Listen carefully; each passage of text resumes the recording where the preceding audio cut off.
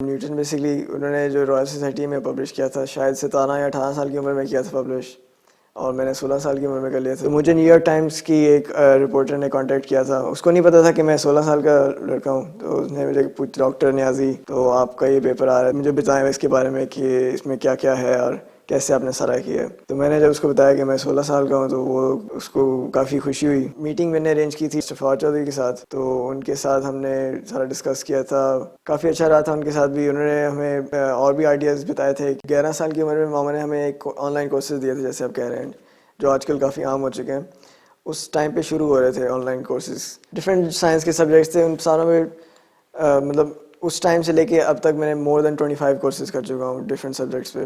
Urdu point کی videos دیکھنے کے لیے ہمارا چینل سبسکرائب کیجیے اور بیل کے آئیکن پر کلک کیجیے تاکہ آپ ہماری تمام آنے والی ویڈیوز سے باخبر رہ سکیں. السلام علیکم. اردو پوائنٹ کے ساتھ میں ہوں آپ کا میزبان انیب ظہیر. ناظرین، آج ہم ایک ایسے نوجوان کے گھر میں موجود ہیں کہ جس نے صرف 16 سال کی عمر میں ایک سائنسی تحقیق کے اوپر ایسا کارنامہ سر انجام دیا کہ اس نے بڑے بڑے سائنسدانوں کو حیران کر دیا. جی ہاں، آج ہم موجود ہیں شہیر نیازی کے گھر. چلیے ان سے ملتے ہیں، ان سے بات کرتے ہیں اور پوچھتے ہیں اس کارنامے کے بارے میں کہ کس طرح انہوں نے یہ سارا کام کیا. السلام علیکم، میرا نام محمد شہیر نیازی ہے. میں 19 سال کا طالب علم ہوں. اے لیولز ابھی ریسنٹلی کمپلیٹ کیا. میں لکاس کا اسٹوڈنٹ تھا. 2016 میں میری ماما نے مجھے ایک آئیڈیا دیا تھا کہ ایک کمپٹیشن ہے انٹرنیشنل ینگ فزسسٹ ٹورنامنٹ. یہ فزکس کی دنیا کا فزکس کا سب سے بڑا کمپٹیشن ہے. تو میری ماما نے آئیڈیا دیا تھا کہ اس کو پاکستان میں اس کی مطلب پاکستان کی میں اس میں ٹیم نہیں بنی ہوئی کہیں، تو تم ایک ٹیم سٹارٹ کرو اس کی. تو میں نے کافی سوچا، اسٹوڈنٹس وغیرہ میرے مطلب دوست وغیرہ جو تھے، ہم نے مل کے پھر ایک سارا فیصلہ کیا. ہم نے ادھر ادھر کامسائٹس یونیورسٹی سے بات کی، لم سے بات کی ہم نے، اور فائنلی ایک ٹیم ہم نے کمپائل کر لی تھی 5 لوگوں کی. اب اس کمپٹیشن میں ہوتا یہ ہے کہ 17 پرابلم ہوتے ہیں فزکس کے ریلیٹڈ، اور اس پرابلم میں ایک ایکسپیریمنٹل ریسرچ کرنی ہوتی ہے، بیسکلی تحقیق کرنی ہوتی ہے کہ یہ کیوں ہو رہا ہے جو بھی یہ پرابلم ہے. تو میرا جو پرابلم تھا اس کا نام تھا الیکٹرک ہنی کام. اب اس میں بجلی اور تیل کی ایک افیکٹ ہوتا ہے. اس میں اب یہ ہوتا ہے کہ بجلی کو ہم جب تیل کی سطح پہ لگاتے ہیں، ہائی وولٹیج بجلی، تو اس سے تیل کی سطح پہ ایک پیٹرن سا بننا شروع ہو جاتا ہے. اب میں نے انویسٹیگیٹ کرنا تھا کہ یہ کیوں ہوتا ہے اور اس کے پیچھے کیا وجوہات ہیں. تو لمز میں ڈاکٹر سبی تھے ہیڈ آف ڈپارٹمنٹ اس ٹائم پہ، اینڈ انہوں نے ہمیں اپنی لیب دی ہوئی تھی. تو ہم جو بھی ہم کہتے تھے وہ ہمیں دے دیتے تھے، اور جو اکوپمنٹ ہمیں چاہیے تھے وہ ہمیں پرووائڈیڈ تھا. وہاں پہ انڈیویجول ہم سارے نے ریسرچ کی اپنے اپنے پرابلمس پہ. میں نے الیکٹرک ہنی کام والے پرابلم پہ ساری تحقیق کی کہ اس میں کیا کیا چیزیں انوالوڈ ہیں، کیا کیا پیرامیٹرز ہیں اس میں، کیا کیا ڈفرینس، اگر یہ چینج کریں تو کیا ہوتا ہے اس چیز میں. تو یہ ایک پوری محنت تھی. 1.5 سال کا ٹوٹل ریسرچ ٹائم تھا اس میں.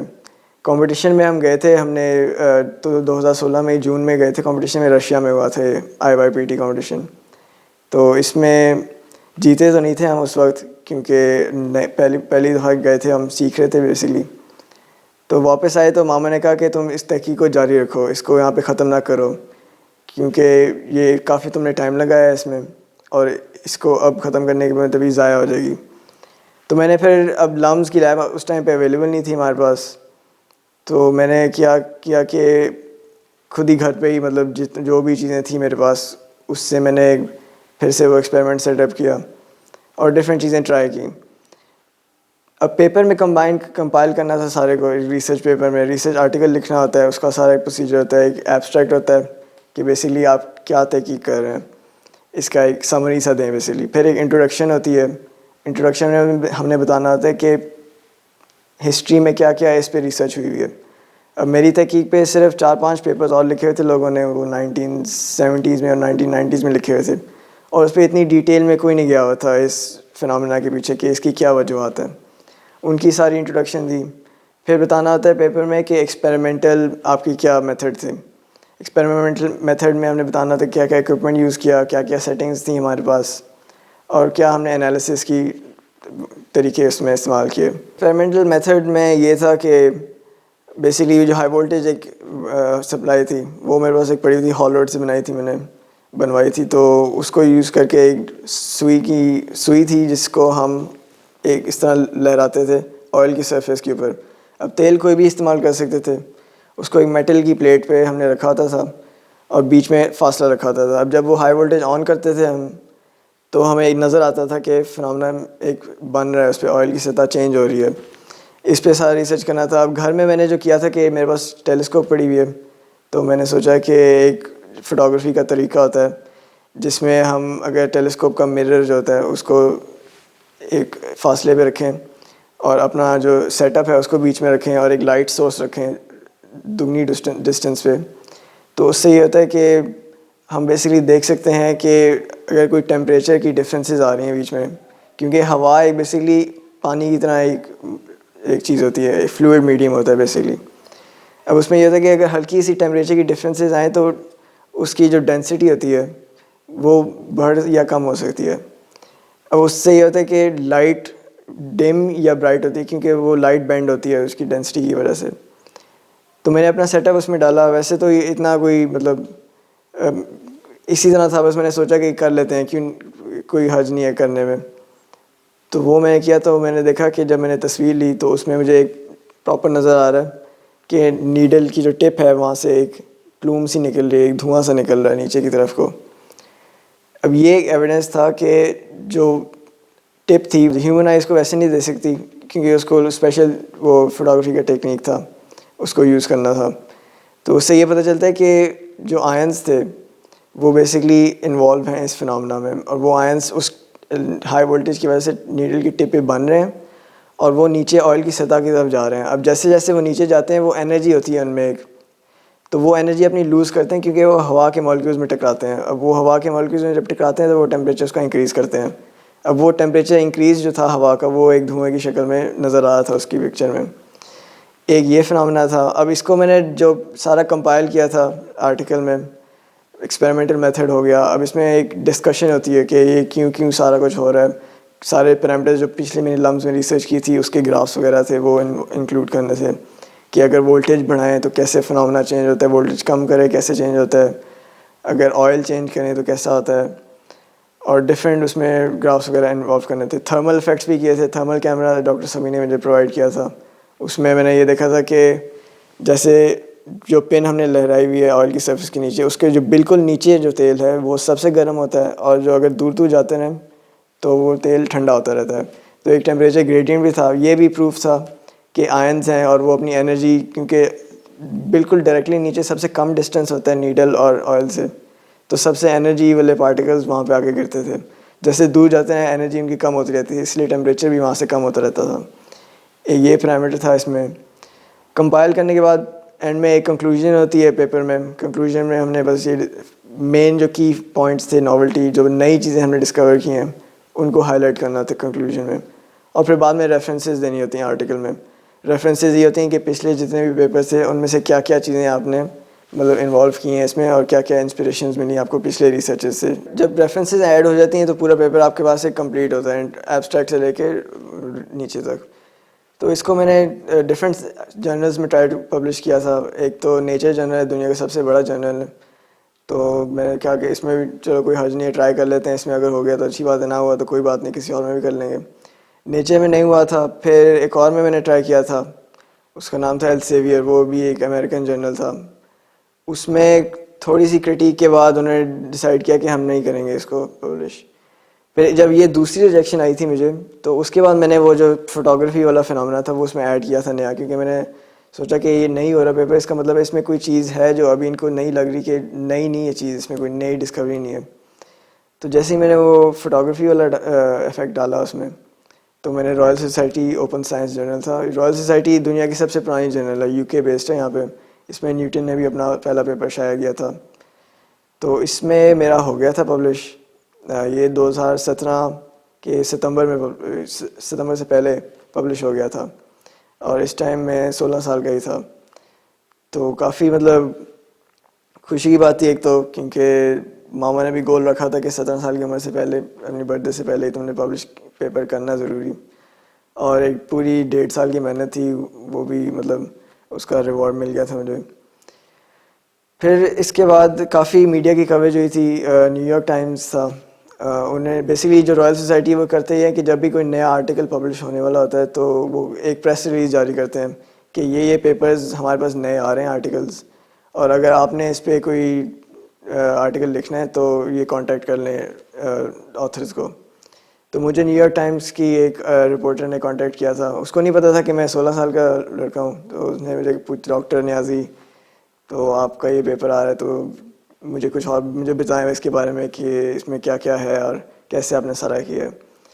تو میں نے جب اس کو بتایا کہ میں 16 سال کا ہوں تو اس کو کافی خوشی ہوئی، اور پیپر جو اس کا آرٹیکل تھا اس کو بھی کافی کوریج ملنی تھی کیونکہ اس کو لکیلی ایک ینگ سائنٹسٹ مل گیا. تو اس کے بعد اس نے پیپر اپنا آرٹیکل پبلش کیا نیو یارک ٹائمز میں. پھر پاکستان میں بھی وہ خبر پھیل گئی، اینڈ لوکل میڈیا چینلز نے بھی کافی کوریج کی میرے بارے میں. ذرا ہٹ کے بھی شو پہ بھی گیا تھا میں، اور ڈفرینٹ نیوز چینلز کی ڈفرینٹ باتیں وغیرہ ہوتی رہیں. اب اس کے بعد اے لیولز میں آ گیا تھا. تو 2018 میں میرا آئیڈیا ہے کہ ایک بایولوجی کا کمپٹیشن تھا، اس کا نام ہے IGEM international genetically engineered machines. اب یہ دنیا کا سب سے بڑا جینیٹک انجینئرنگ کا کمپٹیشن ہے. اس میں 300 سے زیادہ ٹیمیں آتی ہیں ہر سال، اور یہ بوسٹن امریکہ میں ہوتا ہے. تو اس میں پاکستان سے پہلے سیکوس یونیورسٹی تھی 2017 میں اور 16 میں، انہوں نے ٹیمز لے کے گئے تھے ایک ٹیم. تو یونیورسٹی کی ٹیم تھی وہ، تو پاکستان سے کوئی ہائی اسکول کی ٹیم نہیں گئی ہوئی تھی کبھی. تو میرا آئیڈیا تھا کہ ہم پاکستان کی پہلی ہائی اسکول کی ٹیم لے کے جاتے ہیں اس میں. تو ہم نے اپنے اسکول لکاس سے بات کی تو انہوں نے ہمیں ایگری کر دیا کہ ہم آپ کو رجسٹریشن کی فنڈنگ دے دیں گے، آپ ٹیم بناؤ. ہم نے CEMB ہے، centre for excellence molecular biology, یہ ہے پنجاب یونیورسٹی کی جینیٹک انجینئرنگ کی برانچ ہے کنال پہ. تو اس میں ہم نے اپنی لیبز ہمیں وہاں پہ دے دی تھیں. ڈاکٹر بشرا رشید ہیں وہاں پہ، PhD پروفیسر ہیں وہ. تو انہوں نے اپنی لیب کا اسپیس دے دیا ہمیں، اور ہم نے کہا کہ آپ جتنا بھی ہم نے ٹریننگ وغیرہ دینی وہ ہم ہی دے دیں گے آپ کو. تو کمپٹیشن میں بیسیکلی کرنا یہ ہوتا ہے کہ بیکٹیریا یا کوئی بھی آرگنزم لینا ہوتا ہے، اس کو جینیٹکلی ماڈیفائی کرنا ہوتا ہے تاکہ وہ ہماری ہیلپ کرے کسی طرح سے. اب جیسے انسولین ہے، وہ بھی بیکٹیریا کو جینیٹکلی انجینئر کر کے ہی بنائی گئی تھی. اور جو پچھلا کافی آئیڈیاز ٹیمز بناتے ہیں کہ جیسے کوئی آرسینک ہے پانی میں، جیسے پشاور کا آئیڈیا یہ تھا کہ پانی لوکل ہمارے پانی واٹر ٹیبل میں آرسینک کی پولوشن ہوئی ہوئی ہے، کنٹامنیشن ہوئی ہوئی ہے. تو اس کو ڈیٹیکٹ کرنے کے لیے ایک بیکٹیریا ایسا بنایا کہ اگر اس کو پانی میں ڈالیں تو وہ اس کا کلر چینج ہو جاتا ہے، اورنج ہو جاتا ہے وہ کلر. تو اس طرح کے آئیڈیاز بنائے. ہمارا جو آئیڈیا تھا 2018 میں وہ تھا کہ پرل کا ایک مٹیریل ہوتا ہے، اس کو کہتے ہیں نیکر. تو نیکر ایک ایسا مٹیریل ہے جو ڈینٹل جو میڈیکل ٹولز ہیں اس کی کوٹنگ میں استعمال ہو سکتا ہے، اور جو ہمارے بونز ہیں ان کی گرافٹس میں بھی استعمال ہو سکتا ہے، بون ٹرانسپلانٹ میں، کیونکہ اس کا مٹیریل آلموسٹ سملر ہوتا ہے ہمارے بون اسٹرکچر کے، اور وہ ایکسیپٹیبل بھی ہوتا ہے ہمارے امیون سسٹم کو. تو یہ ہمارا بیسک آئیڈیا تھا. اس کو ہم کمپلیٹ نہیں کر پائے تھے کیونکہ ہمارا یہ بیسکلی پہلا سال تھا، اور اس میں بھی ہم سیکھ ہی رہے تھے سارا کچھ. تو ہم نے بیسکلی پہلا سال صرف سیکھنے میں ہی لگا دیا تھا. ہم نے گلوئنگ بیکٹیریا بنایا تھا ایک، بس اس میں یہ کیا تھا کہ ہم نے اس میں ایک ایسا جین ڈالا تھا اس کے بیکٹیریا میں کہ اس کو الٹرا وائلٹ لائٹ میں اگر ڈالیں تو وہ گرین کلر کا گلو کرتا ہے. اب 2018 میں ہم چلے گئے تھے امریکہ پہلی ٹیم ہائی اسکول کی لے کے، اور وہاں پہ کافی ہمارا اچھا ایکسپیرینس بھی رہا تھا. پھر 2019 میں ہم نے ڈیسائیڈ کیا کہ اس سال ہم اب سیریس ہو کے تھوڑا کرتے ہیں. اب اس کو پھر سے ہم جاتے ہیں اس کمپٹیشن میں. ایک نیا آئیڈیا ہم نے اس میں کیا تھا. سیف فلاور ایک پودا ہوتا ہے، اس کا ڈائی نکلتا ہے، ریڈ کلر کا ڈائی ہوتا ہے. تو وہ ڈائی جو ہوتا ہے تھوڑا ایکسپینسو ٹو پروڈیوس ہوتا ہے نیچرلی، کیونکہ وہ پودا سیف فلاور کا تھوڑا گرو کرنے میں اس میں کافی مسئلہ ہوتا ہے، اور پھر اس کی ساری پروسیسنگ میں تھوڑا سا ہی ڈائی بنتا ہے. تو ہم نے کہا کیوں نہ ہم بیکٹیریا کو استعمال کر کے یہ ڈائی بنائیں تاکہ چیپ بھی ہو، اور انسٹیڈ آف کہ ہمارے فوڈ جو کمپنیز ہیں وہ آرٹیفیشیل ڈائز استعمال کریں جو ہارمفل بھی ہو سکتے ہیں، کیوں نہ ہم نیچرل ڈائی ریڈیلی اویلیبل پروڈیوس کریں. تو اس پروجیکٹ کو ہم نے آگے جانے کے لیے ہم نے سوچا کہ ہم فنڈنگ کا بھی ہم گورنمنٹ سے پوچھتے ہیں. تو ہم نے ڈفرینٹ اسپانسرز بھی ٹرائی کیے پرائیویٹ کمپنیز سے، اور ایگریکلچر ڈپارٹمنٹ سے بھی بات کی تھی ہم نے، ڈفرینٹ ایگریکلچر کی جس میں ریسرچز کی ہوئی تھی سیف فلاور میں پہلے. اور پھر ہم نے میٹنگ میں نے ارینج کی تھی مسٹر فواد چودھری کے ساتھ. تو ان کے ساتھ ہم نے سارا ڈسکس کیا تھا، کافی اچھا رہا تھا ان کے ساتھ بھی. انہوں نے ہمیں اور بھی آئیڈیاز بتائے تھے کہ وہ انہوں نے ایک سائنس کا اولمپیاڈ کرانا ہے بیسیکلی پاکستان میں، تو اس کا بھی ڈسکشن وغیرہ ہوئی تھی. تو اس کے بعد ویسے فنڈنگ کا، کیونکہ انہوں نے بھی پرائیویٹ فنڈنگ ہی، پرائیویٹ اسپانسر سے ہی بات کرنی تھی، تو وہ گو تھرو نہیں ہو پایا. پھر کمپٹیشن کا ہمارے ساتھ یہ ہوا تھا کہ ہمارے ویزاز بھی نہیں لگے تھے، ہم نے ٹریول کے لیے بھی جانا تھا، تو اس لیے اس سال ہم نہیں جا پائے اس کمپٹیشن میں. اس سال پاکستان کی ہم وائٹ ٹیم تھے، کیونکہ یونیورسٹی کی جو سیکرس کی ٹیم تھی ان کو بھی فنڈنگ کا مسئلہ آیا تھا کافی. آئی تھنک اس میں ٹائمز تھوڑے انسٹیبل اکنامک ٹائمز بھی تھے اس ٹائم پہ، تو تھوڑا سا اس میں مسئلہ آیا تھا، اس لیے ہم اس سال نہیں جا پائے تھے. اب میں ویسے اے لیولس کمپلیٹ کر چکا ہوں 2019 میں، اور میں یونیورسٹی کے ایڈمیشنز میرے بس اس میں تھوڑا مسئلہ آیا ہوا تھا، کیونکہ میں نے امریکہ اپلائی کیا تھا تو وہاں سے ریجیکشنز آئی تھیں، تو میں نے سوچا کہ میں 1 سال آف لے لیتا ہوں. میری ٹوین سسٹر ہے، اس کو یونیورسٹی میں ایکسیپٹنس مل گئی تھی تو وہ یونیورسٹی چلی گئی تھی، اور یہ فائدہ بھی ہوتا فائنینشلی ایسے فیملی کے لیے بھی، کہ کیونکہ ٹوینز ہیں دونوں، اگر ساتھ یونیورسٹی میں جاتے تو کافی زیادہ برڈن پڑتا، تو وہ 1 سال پہلے چلی گئی یونیورسٹی، تو یہ فائدہ ہوا تھا تھوڑا سا. اس سال میں نے پھر اپلائی کیا تھا یونیورسٹیز میں، 20 امریکن یونیورسٹیز تھیں، مکس تھیں، ٹاپ کی بھی تھیں اور مڈ ٹیئر بھی یونیورسٹی تھیں، مطلب عام یونیورسٹی بھی تھیں ان کی. اب اس سال حیرت کی بات ہے پھر سے ساری 20 کی 20 نے ریجیکشن بھیجی ہیں مجھے. شاید فائنینشیل وجہ ہو، کیونکہ فائنینشیل ایڈ بھی مانگی ہوئی ہے میں نے، کیونکہ دو سبلنگز ہیں، ہم دونوں یونیورسٹی میں ساتھ جا رہے ہیں، تو شاید اس وجہ سے وہ نہیں دے رہے ایکسیپٹنسز. مگر ابھی میں بس ویٹ کر رہا ہوں. ابھی جرمنی ایک اپلائی کیا ہوا ہے، ورنہ میں ناسٹ یا پراس میں اپلائی کر دوں گا، پھر بھی یہیں پہ پڑھوں گا. پیرنٹس کا کافی ہاتھ تھا، انہوں نے شروع سے مطلب سائنس کی طرف لگایا تھا مجھے، ڈاکیومنٹریز بکس وغیرہ دکھاتے رہتے تھے. ماما کہتی تھیں مجھے کہ ہر وقت نا مطلب always think 100 steps at others, 100 گنا آگے قدم رکھو لوگوں سے. تو اس جو اسٹیٹمنٹ ہے اس پہ عمل کرنے کا بھی کافی فائدہ ہوا ہے، کیونکہ 11 سال کی عمر میں ماما نے ہمیں ایک آن لائن کورسز دیے تھے، جیسے آپ کہہ رہے ہیں جو آج کل کافی عام ہو چکے ہیں. اس ٹائم پہ شروع ہو رہے تھے online courses. Udacity website تھی، کورسیرا ویب سائٹ تھی، اس پہ ہم نے ڈفرینٹ فزکس کے، میتھس کے، ڈفرینٹ سائنس کے سبجیکٹس تھے، ان ساروں میں مطلب اس ٹائم سے لے کے اب تک میں نے مور دین 25 کورسز کر چکا ہوں ڈفرینٹ سبجیکٹس پہ. تو یہ کورسز کر کر کے بھی نا مطلب وہ یونیورسٹی گریڈ کورسز تھے، اور آپ ایک 12 سال کے بچے ہیں یونیورسٹی کے کورسز کریں تو ایک مطلب ڈیولپمنٹ آپ کی اچھی ہو جاتی ہے، اس میں آپ کو آگے سوچنے کا موقع مل جاتا ہے.